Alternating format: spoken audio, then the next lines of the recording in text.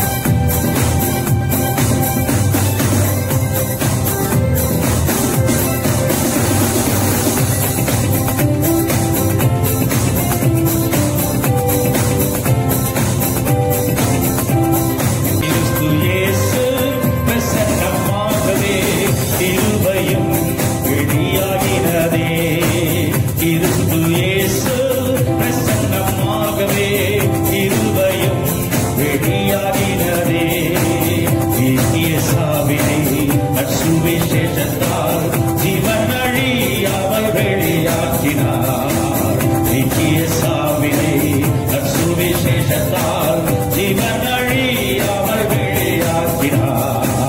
இயேசுவல்லால் இயேசுவல்லால் இன்பம் மேகத்தில் வேறு எங்கும் இல்லையே. இயேசுவல்லால் இயேசுவல்லால் இன்பம் வேறு எங்கும் இல்லையே.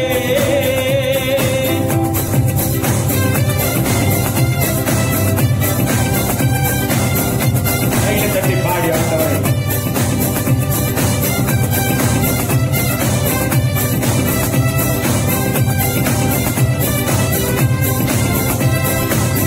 ஆடுகையின் தாழ்வில் நடப்போரை ஆடிப்போல் வானம் மழை நிறைக்குமே.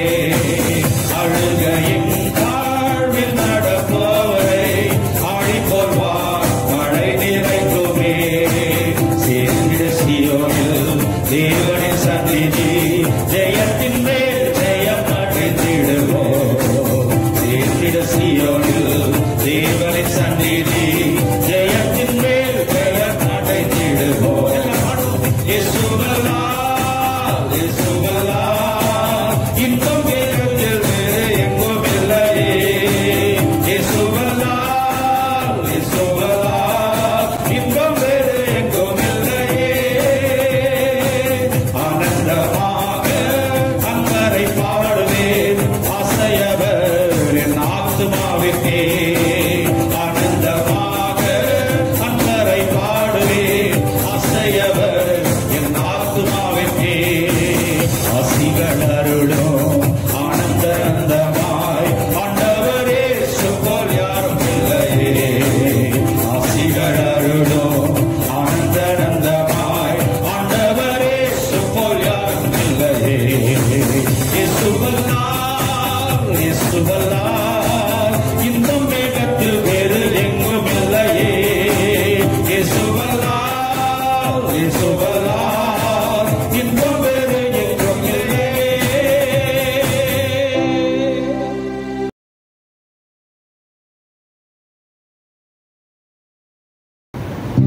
நாம் யாவரும் ஆண்டவரை ஆராதிக்கிற நேரத்திலே நாம் வந்திருக்கிறோம்.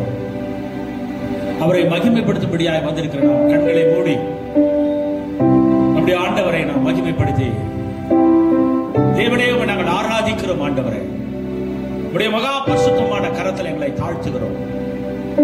நீர் ஆராதனைக்குரியவர். நீர் சர்வ வல்லமை உள்ள தேவன். நீர் பரலோகத்தில் வீற்றிருக்கிறவர். சிங்காசனத்தில் வீற்றிருக்கிற தேவன். நன்றி உள்ள இருதயத்தோடு நாங்கள் உம்மை ஆராதிக்கிறோம்.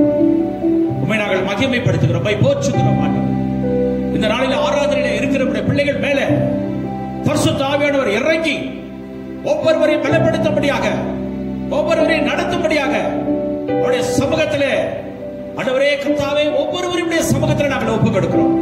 உமக்கே மகிமை உண்டாகட்டும். ஆராதனையிலே தேவன் வாசமாயிருப்பீர். உமக்கு ஸ்தோத்திரம். ஹalleluya ஹalleluya ஹalleluya. ஆராதிப்போம் இயேசுவே.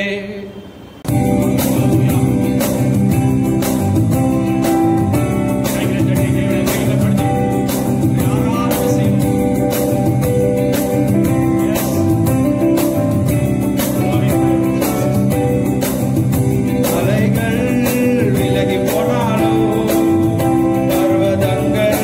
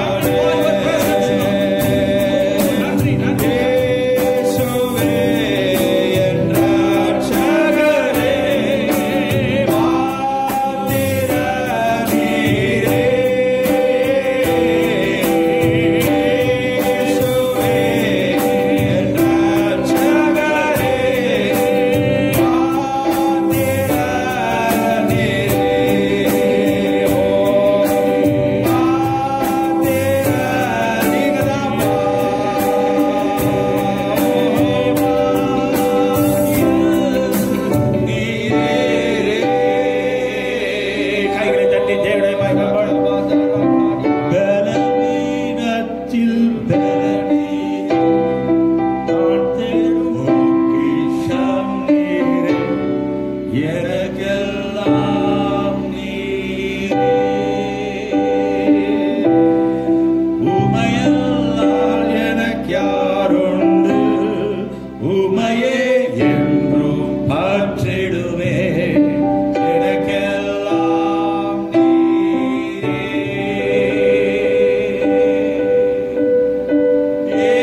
இயேசுவே என் இரட்சகரே, வாதிரத் நீரே. இயேசுவே என் இரட்சகரே, வாதிரத் நீரே. இன்னொரு விசை சொல்லி ஆண்டவரை ஆராதிப்போம். இயேசுவே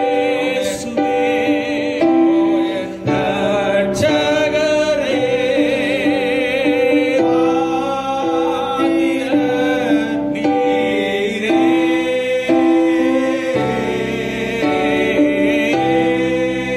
இயேசுவே என் இரட்சகரே, வாதிரத் நீரே. கைகளை தட்டி ஆண்டவரை மகிமைப்படுத்துவோம். ஆமென். நாங்கள் நன்றியோடு உம்மை துதிக்கிறோம் ஆண்டவரே.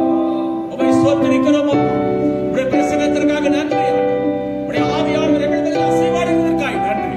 எல்லா பலவீனத்திலும் எங்கள் பலன் நீர் ஆண்டவரே. ஆண்டவரே, நாங்கள் தேடும் பொக்கிஷம் நீரே.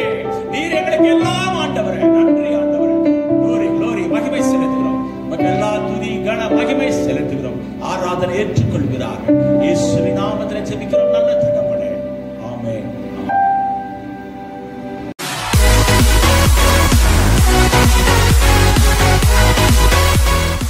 கர்த்தருக்கு மகிமை உண்டாகட்டும். இந்த நாளிலே நாம் தேவனுடைய வார்த்தையை நாம் தியானிக்கும்படியாக வந்திருக்கிறோம். ஆண்டவர் நம்மோடு கூட பேச அவர் வல்லமை உள்ளவராக இருக்கிறார். கடந்த 3 மாதங்கள், ஏறக்குறைய இது 3வது மாதம், எல்லா திருச்சபைகளும் அடைக்கப்பட்ட இந்த சூழ்நிலையில ஆண்டவர் நம்மை நடத்தி அவருடைய சமூகத்தில் அவருடைய வார்த்தைகளை கேட்கும்படியாக கிருபை செய்தார். ஆண்டவருக்கு மகிமை உண்டாகட்டும். இந்த சூழ்நிலைகள் எல்லாம் மாற நாம் எல்லாம் தொடர்ந்து நாம் ஜெபித்துக் கொண்டிருப்போம். சூழ்நிலையை பார்த்து நாம் பயப்பட வேண்டியதில்லை. அதற்கு குறித்ததான ஒரு செய்தியை இந்த நாளிலே நாம் தியானிக்க போகிறோம். நாம் கண்களை மூடி ஆண்டவரை நோக்கி நாம் ஜெபிப்போம். மகா பரிசுத்தமுள்ள தகப்பனே, உம்மை ஸ்தோத்திரிக்கிறோம். இந்த நாளில் ஆண்டவரை உம்முடைய சமூகத்திற்கு நேராக நாங்கள் வந்திருக்கிறோம். உம்முடைய வார்த்தைகள் மூலமாய் நீர் எங்களோடு பேசும்படியாக ஆவியானவர் எங்களுக்குள்ளாய் வாசமாய் இருந்து உம்முடைய வார்த்தைகளை வெளிப்படுத்தி உம்முடைய ஜனங்களுக்கு நீர் சொல்ல வேண்டிய காரியத்தை ஆண்டவரே சொல்லும்படியாக எங்களை நாங்கள் தாழ்த்தி ஒப்புக் கொடுக்கிறோம்.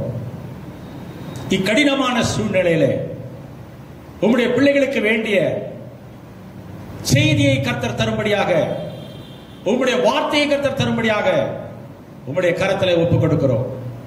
உம்முடைய ஆளுகை எங்கள் ஆவி ஆத்மா சரீரத்திற்குள்ளாக வந்து வாசம் பண்ணட்டும். ஆண்டவர் இயேசுவின் நாமத்திலே நாங்கள் ஜெபிக்கிறோம் நல்ல தகப்பனே. ஆமென். ஹல்லேலூயா. எல்லாரும் சந்தோஷமா இருப்பீங்க நினைக்கிறேன்.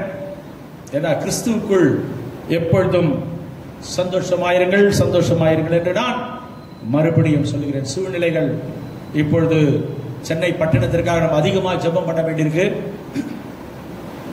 இதுதான் அதிகமாக ஒவ்வொரு நாளும் இந்த கொரோனா, இந்த வைரஸ் பெருகி கொண்டு இருக்கிறதை நாம் பார்க்கிறோம். ஆகவே திருச்சபை மக்களாகிய நாம் ஜெபித்து ஆண்டவரிடத்தில் கேட்கும் பொழுது கர்த்தர் நம்முடைய ஜெபத்தை கேட்டு இந்த தேசத்திற்கு ஒரு விடுதலை தருவார். இந்த தேசத்தினுடைய விடுதலை நம்முடைய கரத்தில் கொடுக்கப்பட்டிருக்கிறது. இந்த பட்டணத்தினுடைய இந்த மோசமான நிலைமை, இந்த கிருமியினாலே வருகிற பாதிப்பு நீங்க வேண்டும் என்று சொன்னால் நீங்களும் நானும் ஜெபிக்கிறவர்களாய் நாம் இருக்க வேண்டும். கர்த்தருக்கு மகிமை உண்டாகட்டும். ஆமென். இந்த நாளிலே தேவனுடைய வார்த்தை எசேக்கியேல் தீர்க்கதரிசன புஸ்தகம் 37வது அதிகாரம், அதிலே 1 14 வசனங்களை நான் வாசிக்கும்படியாக கேட்கிறேன். கொஞ்சம் நீண்ட வசனம். நீங்கள் வேத புஸ்தகத்தை திறந்து வைத்து நீங்கள் இந்த 14 வசனங்களையும் கவனமாய் நீங்கள் படிக்கும்படியாக நான் கேட்கிறேன். கர்த்தருடைய கை என் மேல் அமர்ந்து கர்த்தர் என்னை ஆவிக்குள்ளாக்கி வெளியே கொண்டு போய் எலும்புகள் நிறைந்த ஒரு பள்ளத்தாக்கின் நடுவில் நிறுத்தி என்னை அவைகளின் அருகே சுற்றி நடக்க பண்ணினார். இதோ பள்ளத்தாக்கின் வெட்ட வெளியிலே அந்த எலும்புகள் மகா திரளாய் கிடந்தது. அவைகள் மிகவும் உலர்ந்ததுமாயிருந்தது.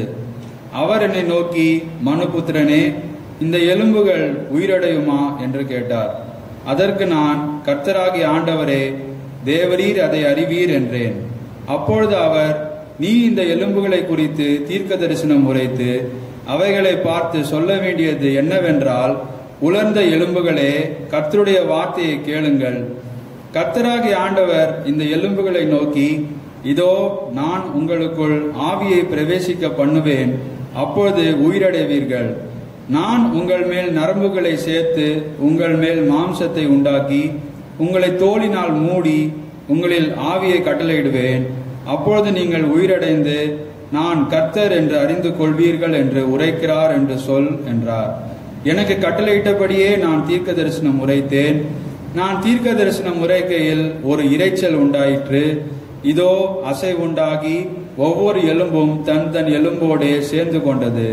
நான் பார்த்து கொண்டிருக்கையில் இதோ அவைகள் மேல் நரம்புகளும் மாம்சமும் உண்டாயிற்று.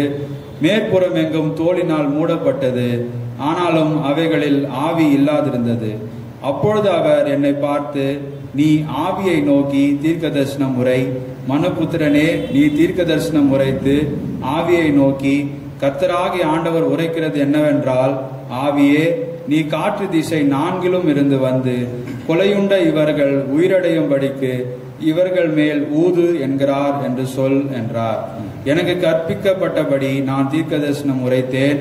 அப்பொழுது ஆவி அவர்களுக்குள் பிரவேசிக்க அவர்கள் உயிரடைந்து காலூன்றி மகா பெரிய சேனையாய் நின்றார். ஹல்லேலூயா. கர்த்தருக்கு மகிமை உண்டாகட்டும். இந்த வசனம் எல்லா கிறிஸ்தவர்களுக்கும் ஒரு பரிச்சயமான ஒரு வசனம். இந்த வசனத்தை குறித்து அநேக செய்திகளை நாம் கேட்டிருக்கிறோம். இந்த வசனம் எதை குறித்து சொல்லப்படுகிறது என்று சொன்னால், இஸ்ரவேல் ஜனங்களை குறித்ததான ஒரு தரிசனத்தை தேவன் எசேக்கியேல் என்ற தீர்க்கதரிசிக்கு வெளிப்படுத்துகிறார். இஸ்ரவேல் ஜனங்கள் கீழ்ப்படியாமல் போனதனாலே அவர்கள் எகிப்து தேசத்தின் அடிமைத்தனத்திலிருந்து விடுதலையாக்கப்பட்டு பாலும் தேனும் ஓடுகிற கானான் தேசத்திற்கு தேவனால் அழைத்து வரப்பட்டு அவர்கள் இருந்த அந்த சூழ்நிலையிலே தேவனை அவர்கள் மறந்து அவர்கள் அந்நிய தெய்வங்களை அவர்கள் பற்றி கொண்டபடியினாலே தேவன் அவர்களை கைவிட்டார். தேவனுக்கும் அவர்களுக்கும் இடையிலே ஒரு பெரிய இடைவெளி உண்டானது. ஏனென்று சொன்னால், இந்த ஜனங்கள் தேவனுடைய வார்த்தைக்கு கீழ்ப்படியாமல் போனதினாலே ஒரு பெரிய ஒரு அடிமைத்தனத்திற்கு மீண்டுமாக ஒரு பெரிய போராட்டத்திற்கு இந்த ஜனங்களை தேவன் ஒப்புக் கொடுத்தார். கர்த்தர் செய்ய போகிற தரிசனத்தை, கர்த்தர் நம்முடைய வாழ்க்கையிலே நமக்கு செய்ய போகிறதை அவர் தம்முடைய தீர்க்கதரிசிகள் மூலமாக அவர் தெளிவாய் விளக்குவார். நம்முடைய வாழ்க்கையிலே சிதறி கிடக்கிற காரியங்களை தேவன் ஒழுங்குபடுத்துவார். இந்த இடத்துல பார்க்கிறோம், ஒரு இடத்துல தீர்க்கதரிசியை அவர் அழைத்து சென்று, ஆவிக்குள்ளாக அவரை அழைத்து சென்று எலும்புகள் நிறைந்த ஒரு பள்ளத்தாக்கை அவர் காண்பிக்கிறார். அந்த பள்ளத்தாக்கு முழுவதும் எலும்புகள் அங்கங்கே சிதறுண்டு கிடக்கிறது. அந்த எலும்புகள் மிகவும் உலர்ந்ததாய் காணப்படுகிறது என்று நாம் வேதத்தில் இப்பொழுது வாசிக்க கேட்டோம். பல வருடங்கள் அந்த எலும்புகள் மழையிலும், பல வருடங்கள் அதிகமான வெயில் உஷ்ணத்திலும் அந்த எலும்புகள் இருந்தபடினாலே அது மிகவும் உலர்ந்ததாய் இருந்தது என்று நாம் இந்த வசனத்தில் பார்க்கிறோம். கர்த்தர் தம்முடைய தீர்க்கதரிசியை அழைத்து போய் அந்த எலும்புகள் இருக்கிற அந்த இடத்தை காண்பிக்கும் பொழுது அவைகள் உயிர் அடையுமா என்று ஒரு கேள்வியையும் தீர்க்கதரிசியிடத்தில் கேட்கிறார். சிதறி கிடக்கிறதை தேவன் ஒழுங்குபடுத்தி அதை சீர்படுத்துகிறவராய் இருக்கிறார். அல்லேலூயா. பாருங்க 11வது வசனத்தை வாசித்தீங்கன்னா, அப்பொழுது அவர் என்னை நோக்கி, மனுபுத்திரனே, இந்த எலும்புகள் இஸ்ரவேல் வம்சத்தார் அனைவருமே, இதோ அவர்கள் எங்கள் எலும்புகள் உலர்ந்து போயிற்று, எங்கள் நம்பிக்கை அற்று போயிற்று, நாங்கள் அறுப்புண்டு போகிறோம் என்கிறார்கள். நம்பிக்கை இல்லாத ஒரு நிலைமை. எலும்புகள் அதிக உலர்ந்து போய் அங்கே சிதறி கிடக்கிறது. இதை பார்க்கும் பொழுது ஒரு நம்பிக்கை இல்லாத ஒரு சூழ்நிலையில இந்த ஜனங்கள் இருக்கிறதை தான் தீர்க்கதரிசி மூலமாக கர்த்தர் வெளிப்படுத்துகிறார். பாருங்க, கர்த்தருடைய ஆவியானவர் எசேக்கியேலை சுமந்து கொண்டு ஒரு பள்ளத்தாக்கை கொண்டு போய் அதை காண்பிக்கிறார். நீங்க பெரிய மலை பிரதேசங்களுக்கு ஊட்டி கொடைக்கானல் நீங்க போனீங்கன்னா, நீங்க போகும்போது கீழே பாத்தீங்கன்னா பள்ளத்தாக்கு பாத்தீங்கன்னா ரொம்ப அழகா இருக்கும். அதிகமான மரங்கள், பூச்செடிகள், பசுமையான காடுகள், நீர்வீழ்ச்சிகள், இவைகளெல்லாம் நாம் பார்க்க முடியும். ஆனால் இந்த இடத்திலே நாம் பார்க்கிறோம், இந்த பள்ளத்தாக்கு எலும்புகளாலும், சிதறி கிடக்கிற எலும்புகளாலும், வறண்டு போன எலும்புகளாலும் ஒரு சமமான ஒரு இடத்திலுமாக இந்த பள்ளத்தாக்கு காணப்படுகிறது. அந்த எலும்புகள் மிகவும் உலர்ந்ததாய் காணப்படுகிறது.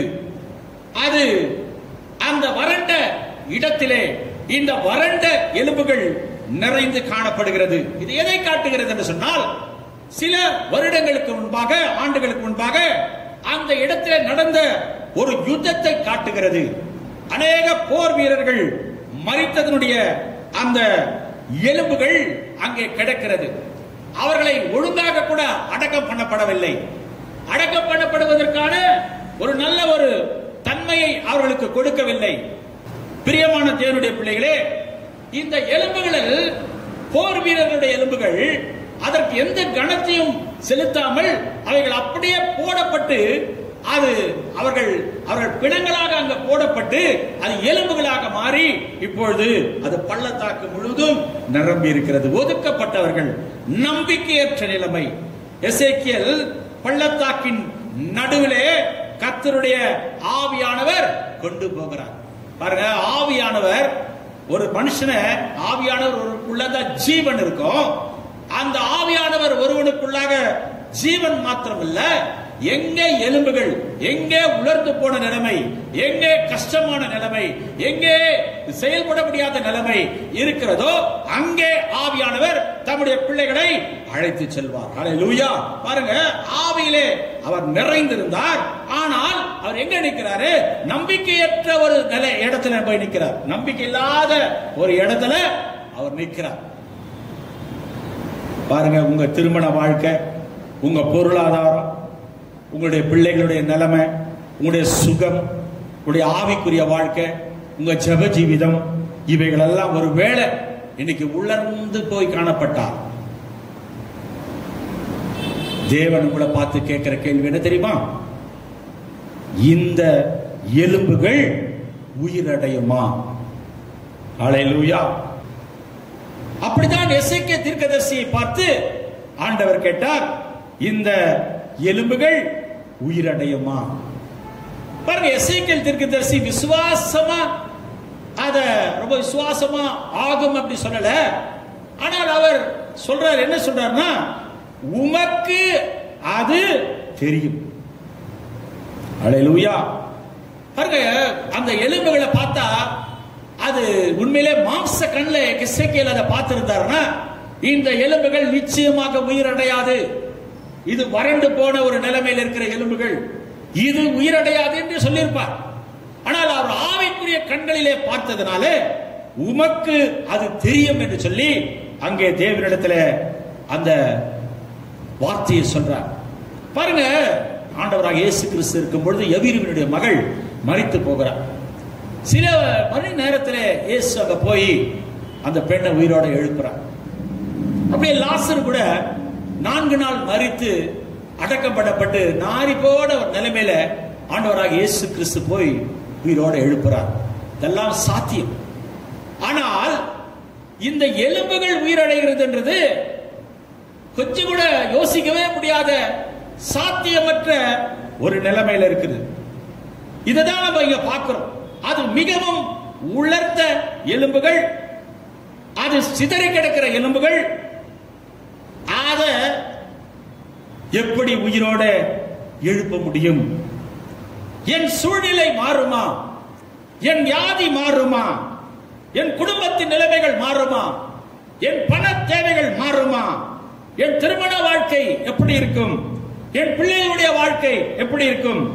என் வீட்டின் சமாதானம் எப்படி இருக்கும் என்று கேள்விகள் மேல் கேள்விகளை கேட்டு ஒரு உலர்ந்த நிலைமையிலே, ஒரு வறண்ட நிலைமையிலே ஒருவேளை இந்த செய்தியை கேட்டுக்கொண்டிருந்தால், அருமையான சகோதரனே, சகோதரியே, உங்கள் பிரச்சனையோடு கூட நீங்கள் உடன்படிக்கை செய்து கொள்ளாதீர்கள். உங்கள் பிரச்சனைகளோடு கூட நீங்கள் சமரசம் செய்து கொள்ளாதீர்கள். பாருங்க, அவர் நம்மை அறிந்ததனாலே அவர் நம்மை தெரிந்து கொண்டார். நாம் அவரை அறிந்ததனாலே அல்ல. யோவான் 15ஆம் அதிகாரத்திலே இந்த வார்த்தையை நாம் வாசிக்க கேட்கிறோம். ஆகவே நீங்கள் இவ்வளவுதான் என்னுடைய வாழ்க்கை, இவ்வளவுதான் என்னுடைய நிலைமை, இதுதான் என்னுடைய சூழ்நிலை என்று சொல்லி ஒரு காரியத்தை நீங்களா முடித்துக் கொள்ளாதீர்கள். பிரியமான தேவனுடைய பிள்ளைகளே, நீங்கள் சில காரியங்களை இவ்வளவுதான்ப்பா, இனிமே என்னால ஒன்னும் செய்ய முடியாது சொல்லி சில விஷயத்தை மூட்டை கட்டி வச்சிருப்பீங்க. ஆண்டவர் சொல்றார், நீ செய்யாத, அதை என்ன செய்யணும், அதை முடியாததை முடிக்கிறது என்னுடைய வேலை, நான் அதை செய்வேன் என்று சொல்லி இந்த நாளிலே உங்களை பார்த்து கர்த்தர் பேசிக் கொண்டிருக்கிறார். இவ்வளவுதான், இனிமேல் எனக்கு ஆசீர்வாதம் எப்படி வரும் என்று சொல்லி நீங்கள் ஒருவேளை அந்த பிரச்சனையோடு கூட சமரசம் செய்து கொண்டு அவ்வளவுதான், அதோட நான் இருந்து கொள்கிறேன் என்று சொல்லி ஒருவேளை நீங்கள் யோசிப்பீர்கள் என்று சொன்னால், கர்த்தர் இந்த நாளிலே உங்களோட கூட பேசுகிற வார்த்தை நிச்சயமாக என்னால் அதை மறுபடியும் கட்ட முடியும், உலர்ந்து போன எலும்புகளை உயிரடைய செய்ய முடியும். அது எந்த காரியமாய் இருந்தாலும், அது எப்படி முடிந்து போன விஷயமாய் நீங்கள் அதற்கு ஒரு தீர்மானத்தை வைத்திருந்தாலும், கர்த்தருடைய நாமத்தினாலே சொல்லுகிறேன், நிச்சயமாக நம்முடைய தேவனாலே எல்லாம் செய்ய முடியும். அவரால் கூடாத காரியம் ஒன்றுமில்லை. ஹல்லேலூயா. ஒருவேளை பிரியமான தேவனுடைய பிள்ளைகளே, நீங்கள் இந்த உலர்ந்த எலும்புகளுக்கு மத்தியிலே எசேக்கியா தீர்க்கதரிசி நிற்கிறதை போல ஒருவேளை உலர்ந்து போன சூழ்நிலையிலே, காய்ந்து போன சூழ்நிலையிலே, வறண்டு போன ஒரு சூழ்நிலையிலே, வறட்சியான ஒரு நிலைமையிலே, அது எந்த பகுதி உங்க குடும்பத்திலே இருந்தாலும் ஏதோ ஒரு பகுதியிலே நீங்கள் நின்று கொண்டிருந்தால், ஆண்டவர் சொல்றார், நான் உயிரடைய பண்ணுவேன், நான் அதை மறுபடியும் ஜெனிப்பிப்பேன், நான் அதை மறுபடியும் கட்டுவேன் என்று ஆண்டவர் நம்மை பார்த்து சொல்லுகிறார். ஹல்லேலூயா. சரி, முதலாவது இந்த எலும்புகள் உயிரடைவதற்கு முதல் விஷயம் என்ன தெரியுங்களா? முதல் வசனத்தை வாசிப்போம். 37:1. கர்த்தருடைய கை என் மேல் அமர்ந்து கர்த்தர் என்னை ஆவிக்குள்ளாக்கி வெளியே கொண்டு போய் எலும்புகள் நிறைந்த ஒரு பள்ளத்தாக்கின் நடுவில் நிறுத்தி. முதலாவது, கர்த்தருடைய கை உங்கள் மேல் அமர்ந்து. ஹல்லேலூயா. பாருங்க, சில பேர் பஞ்சப்பாட்டே பாடிட்டு இருக்கிறது.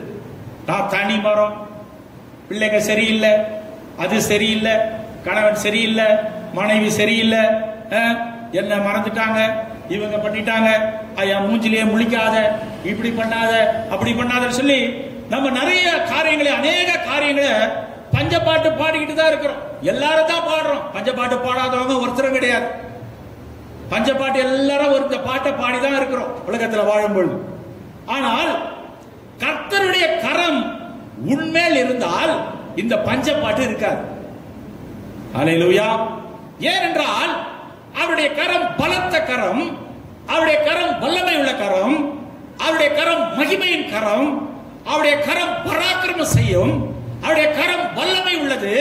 ஆகவே பிரியமையான தேவனுடைய பிள்ளைகளே, அநேக காரியங்களை அவர் அவருடைய கரத்தில் வைத்திருக்கிறார்.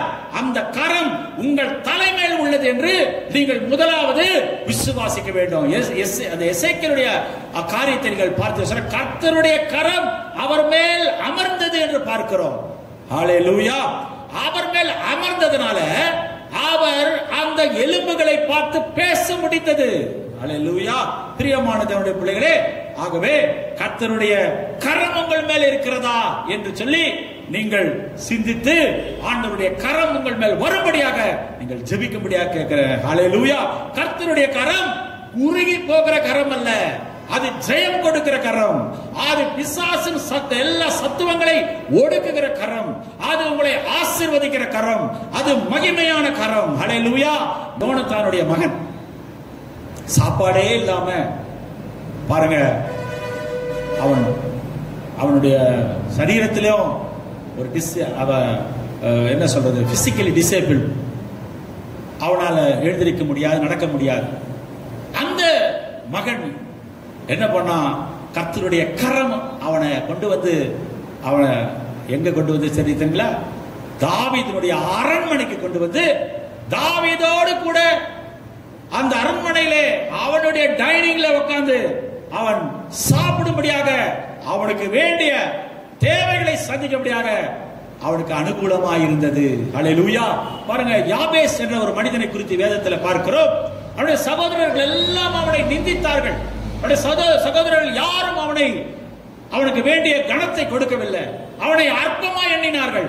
ஆனால் கர்த்தருடைய கரம் யாபேசின் மேல் இருந்ததனாலே அவருடைய எல்லைகளை கர்த்தர் விஸ்தாரப்படுத்தினார். அல்லேலூயா. ஆகவே தேவனுடைய கரம் உங்களோடு கூட இருக்க வேண்டும். தாவீதோடு தேவனுடைய கரம் இருந்தபடினாலே அவனுக்கு நேர்ந்த எல்லா உபத்திரவங்கள், எல்லா பிரச்சனைகள், எல்லா சூழ்நிலைகளிலும் தாவீது ஜெயம் எடுத்தான். அல்லேலூயா. கர்த்தருடைய கரம் நம்மோடு கூட இருந்தால் எல்லா உலர்ந்த நிலைமையும், எல்லா விதமான வறட்சியும், எல்லா வித தரித்திர நிலைமையும், எல்லா வித சூழ்நிலைகளையும் கர்த்தர் மாற்றி நம்மை ஜெயம் எடுக்கும்படியாக நமக்கு அனுகூலமாக இருப்பார். அல்லேலூயா. இரண்டாவது, முதல்ல கர்த்தருடைய கரம் இருக்கணும். எலும்புகள் உயிரடைய வேண்டும் என்று சொன்னால் கர்த்தருடைய கரம் உங்கள் மேல. இரண்டாவது, கர்த்தருடைய வார்த்தையை பேச வேண்டும். அந்த வசனத்துல ஆண்டவர் கேட்கிறாரு, நீ இந்த எலும்புகளை பார்த்து பேசு. அந்த வசனத்தை படிங்க. அப்பொழுது அவர், நீ இந்த எலும்புகளை குறித்து, அப்பொழுது அவர், நீ இந்த எலும்புகளை குறித்து தீர்க்க தரிசனம் உரைத்து அவைகளை பார்த்து சொல்ல வேண்டியது என்னவென்றால், உலர்ந்த எலும்புகளே. இங்க என்ன சொல்றாருன்னா, ஒரு பெரிய இன்ஸ்ட்ரக்ஷன் கொடுக்கிறார் பாருங்க. ஒரு பார்த்தா ஒரு முட்டாள்தனமான காரியம் போல தெரியும். ஆண்டவர் சொன்னா அதுக்கு கீழ்ப்படுகிறார் தீர்க்கதரிசி.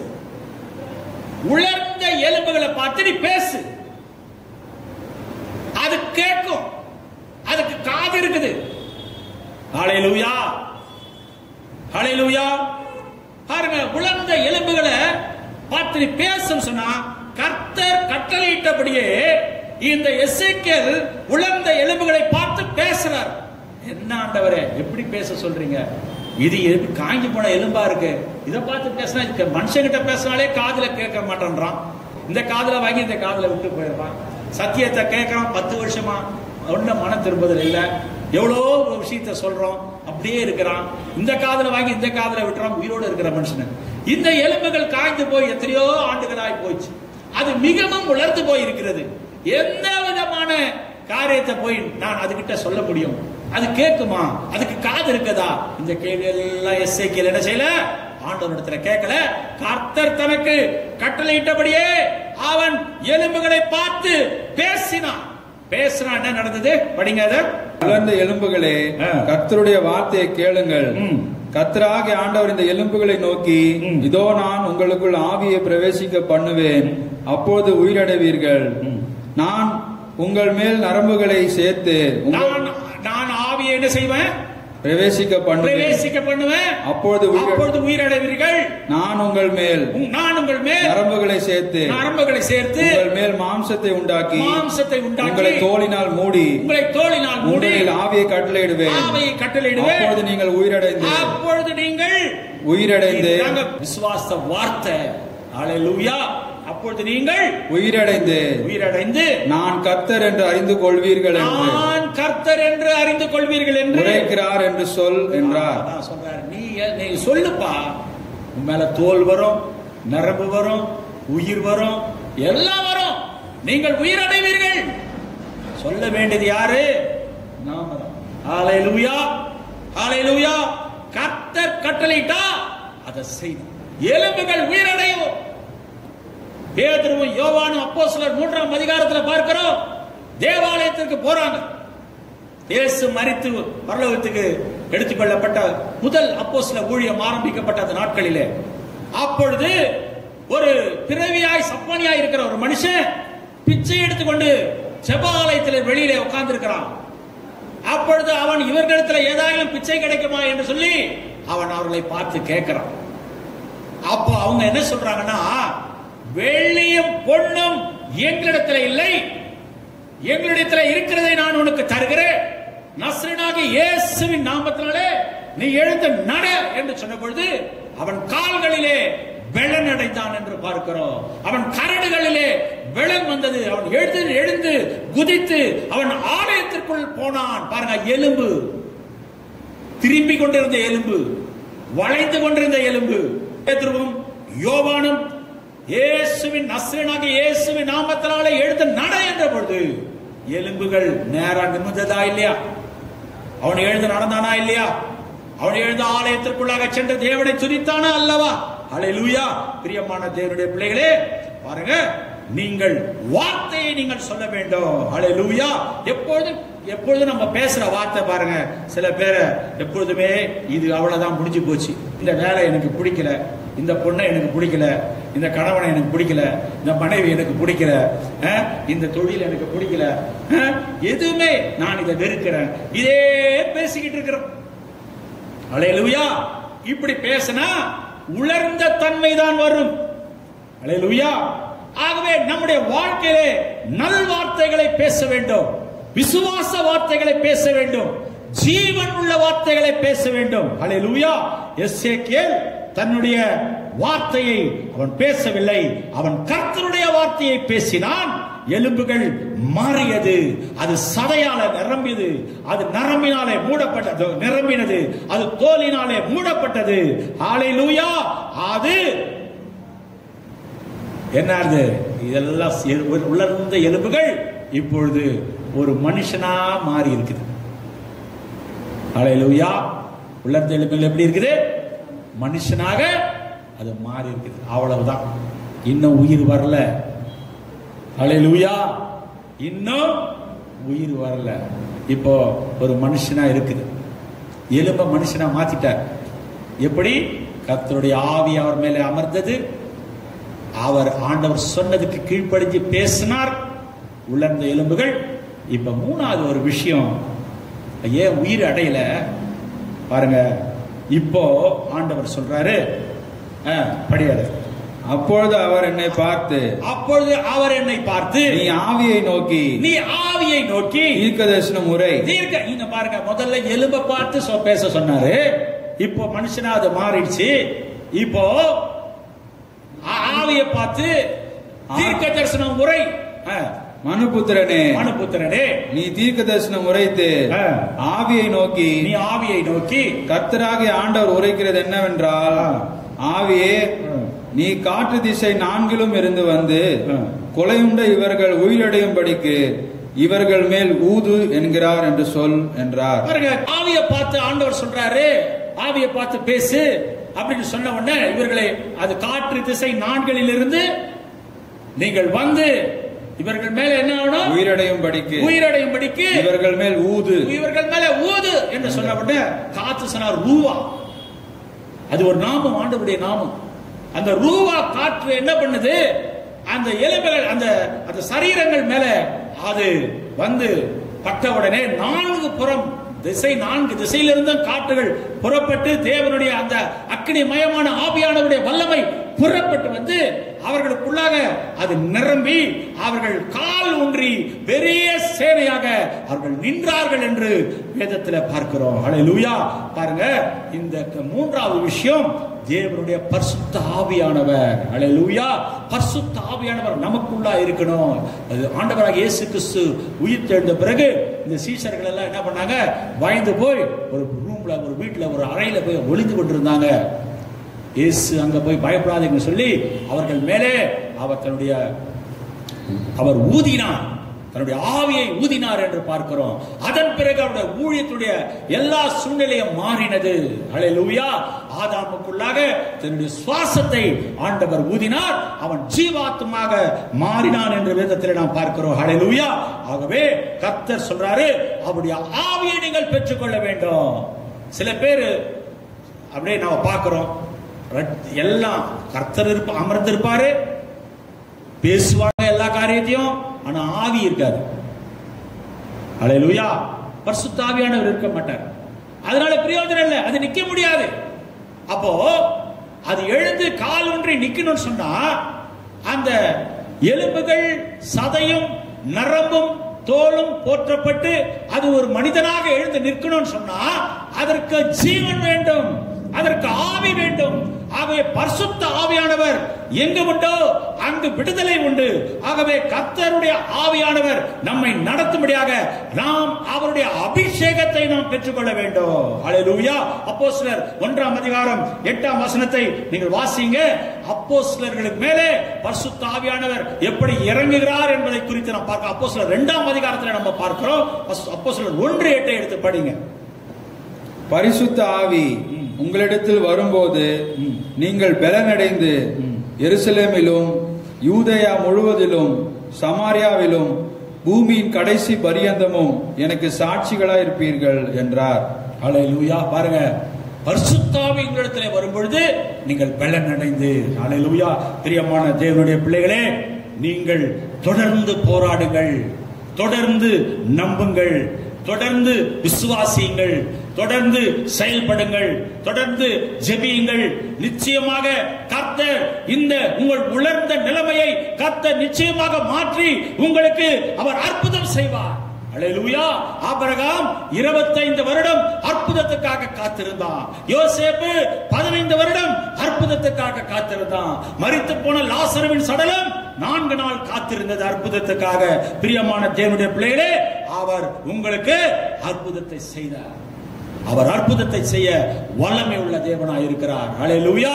ஆகவே நீங்கள் உலர்ந்த நிலைமையிலே, வறண்ட நிலைமையிலே, வேதனையான நிலைமையிலே, சோதனையான நிலைமையிலே, பாடுகளின் நிலைமையிலே, கஷ்டத்தின் நிலைமையிலே ஒருவேளை இந்த நாளிலே இந்த செய்தியை கேட்டால் கர்த்தர் சொல்லுகிறார், உன்னை நான் உயிரடைய செய்வேன். ஹல்லேலூயா. உன் ஆவிக்குரிய நிலைமையை நான் மாற்றுவேன். பாருங்க, சாத்ராக், மேஷாக், ஆபேத்தினுடைய கதை முடிந்து போனது என்று நேபுகாத்நேச்சார் நினைச்சான். தானியேலுடைய கதை முடிந்து போனது என்று எல்லாரும் நினைச்சாங்க. ஹல்லேலூயா. எவருடைய மகள் கதை முடிந்து போனது என்று நினைத்தாங்க. நாயினூர் விதையினுடைய மகன் கதை முடிந்து போனது என்று நினைத்தாங்க. ஹல்லேலூயா. பாருங்க, எதுவும் ஆண்டவருடைய சித்தம் இல்லாமல் முடிக்கப்படுகிறது இல்ல.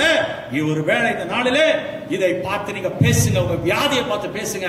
வியாதியே போ இயேசுவின் நாமத்தினாலே, வறுமையே போ இயேசுவின் நாமம். நீங்க பேசணும். வியாதியை பார்த்தாலும் பேசணும், வறுமையை பார்த்தா பேசணும், வேலையில பிரச்சனையா பேசுங்க. எந்தெந்த காரியத்திலே நீங்கள் பிரச்சனைகளை அனுபவிக்கிறீங்களோ அந்த இடத்துல எல்லாம் நீங்கள் தேவனுடைய நாமத்தை பேசுங்கள். அந்த இடத்துல கர்த்தர் அற்புதத்தை செய்வார். ஹல்லேலூயா. ஹல்லேலூயா. பிரியமான தேவனுடைய பிள்ளைகளே, கர்த்தர் உங்களை ஆசீர்வதிப்பார். கர்த்தர் உங்களோடு இருக்கிறார். உலர்ந்த எலும்புகள் உயிரடையும். நாம் ஒருவேளை முடிந்து போனது என்று சில காரியங்களை முடித்து வைத்திருக்கலாம். ஆனால் கர்த்தர் சொல்கிறார், நான் உயிரடைய செய்ய வல்லமை உள்ளவர் என்று. பிரியமான தேவனுடைய பிள்ளைகளே, இந்த நாளிலே நடக்க போற செய்தி குறித்து ஒரு தீர்க்க தரிசனத்தை அடையாளமாக ஆண்டவராகிய தேவன் எசேக்கியேலுக்கு காண்பித்தார்.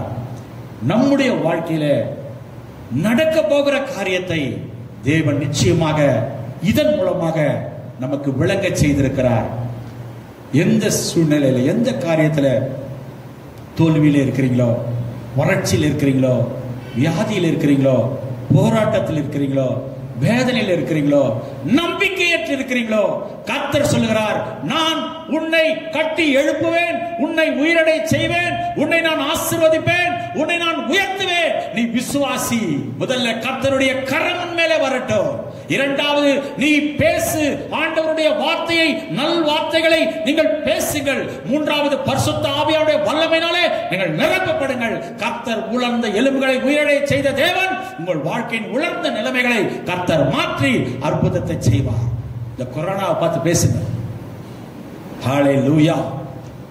பாருங்க, உலர்ந்த எலும்பை பார்த்து பேசின எசேக்கியேலுக்கு அங்கே கர்த்தர் அவர்கள் காலூன்றி பெரிய சேனையாய் எழுப்பி நின்றார்கள் என்று பார்க்கிறோமே.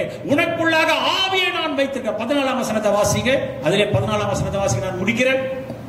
என் ஆவியை உங்களுக்குள் வைப்பேன், நீங்கள் உயிரடைவீர்கள், நான் உங்களை உங்கள் தேசத்தில் வைப்பேன், பாருங்கள், என் ஆவியை உன்னிடத்தில் வைத்திருக்கிறேன், நீங்கள் உயிரடைவீர்கள். ஹல்லேலூயா. ஆகவே பிரியமான தேவனுடைய பிள்ளைகளை, இஸ்ரவேல் ஜனங்களுக்கு ஆண்டவர் சொன்ன இந்த தீர்க்க தரிசனம் இன்றைக்கு நமக்கு அது செயல்படும்படியாக கர்த்தர் நம்மோடு கூட பேசி இருக்கிறார். அவருடைய ஆவியை நமக்குள் வைத்திருக்கிறார். ஆகவே அவருடைய கரம் உங்கள் மேலே இருக்கிறது, அவருடைய வார்த்தை உங்களுக்குள்ளாக இருக்கிறது, அவருடைய ஆவி உங்களுக்குள்ளாக இருக்கிறது. நீங்கள் பிரச்சனைகளை பார்த்து நீங்கள் பேசுங்கள். அந்த பிரச்சனை ஒன்றும் இல்லாமல் போய்விடும். கர்த்தர் உங்களை ஆசீர்வதிப்பாராக. நம் கண்களை மூடி ஆண்டவரை நோக்கி பார்ப்போம். மகா பரிசுத்தமுள்ள தகப்பனே, ஆண்டவர் இயேசு கிறிஸ்துவின் நாமத்தினாலே நம்முடைய சமூகத்தில் வருகிறோம். இந்த ஆசீர்வதிக்கப்பட்ட மனமகிழ்ச்சியான இந்த நாளிலே கர்த்தர் எங்களை நடத்தின தயவுக்காய் ஸ்தோத்திரம். இந்த வசனத்தின்படி உம்முடைய பிள்ளைகளை கர்த்தர் நீர் ஆசீர்வதிப்பீராக. தேவன் ஆண்டவரே, இந்த நாளிலே இந்த பட்டணத்திற்காக, இந்த தேசத்திற்காக ஆண்டவரே, இந்த விஷ கிருமியினாலே பாதிக்கப்பட்டிருக்கிற ஒவ்வொருவருக்காக ஆண்டவரே நாங்கள் ஜெபிக்கிறோம். நாங்கள் இந்த தீர்க்க தரிசன புஸ்தகத்தில் சொல்லப்பட்ட இந்த வார்த்தையை நாங்கள் விசுவாசிக்கிறோம்.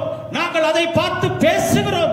இயேசுவின் நாமத்தினாலே இந்த கிருமிகள் எங்கள் தேசத்தை விட்டு விலகும்படியாக நாங்கள் பேசுகிறோம். ஆண்டவரே, நாங்கள் ஜீவனை பேசுகிறோம். ஆண்டவரே, உயிரிழையும்படியாக ஆண்டவரே கர்த்தாவே நாங்கள் பேசுகிறோம். இந்த கிருமிகள் எல்லாம் அழிக்கப்படட்டும் இயேசுவின் நாமத்தினால. உம்முடைய வார்த்தையிலே ஜீவன் உண்டு, உம்முடைய வார்த்தையிலே உயிர் உண்டு, உம்முடைய வார்த்தையிலே வல்லமை உண்டு, உம்முடைய வார்த்தை மகத்துவமானது. உம்முடைய வார்த்தையை அனுப்பி கர்த்தர் நீர் அற்புதம் செய்யும். தொடர்ந்து இந்த தேசத்திற்கு ரட்சிப்பை தார். இயேசுவின் நாமத்திலே ஜெபிக்கிறோம் நல்ல தகப்பனே, ஆமென். பாடலை பாடி நிறைவு செய்வோம்.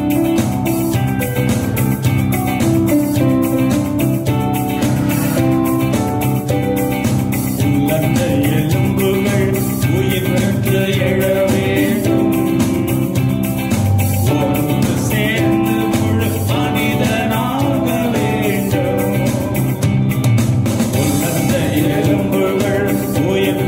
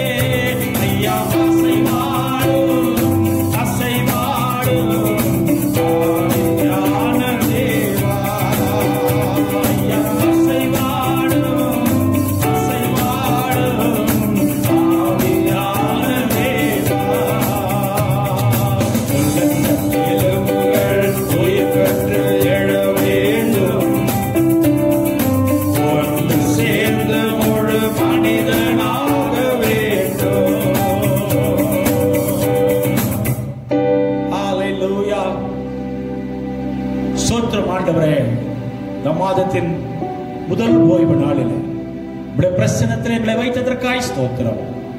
தொடர்ந்து கர்த்தரை நடத்துவீராக. உடைய கரங்களை ஆசீர்வதிக்கின்றோம். ஆண்டவர் இயேசுவின் நாமத்தில் பார்த்து கொண்டிருக்கிற ஒவ்வொருவரையும் ஆசீர்வதிக்கும்படியாக, ரத்த கொட்டையிலே மறைத்துக் கொள்ளும்படியாக, காத்துக் கொள்ளும்படியாக ஜெபிக்கிறோம். இந்த வியாதியும் எந்த பிரச்சனையும் உடைய பிள்ளைகள் ஒருவரையும் அணுகாதபடிக்கு ரத்த கொட்டையிலே மறைத்துக் கொள்ளும். ஆசீர்வதித்து பாதுகாக்கும் இயேசுவின் நாமத்தில் ஜெபிக்கிறோம் நல்ல தகப்பனே. ஆமென்.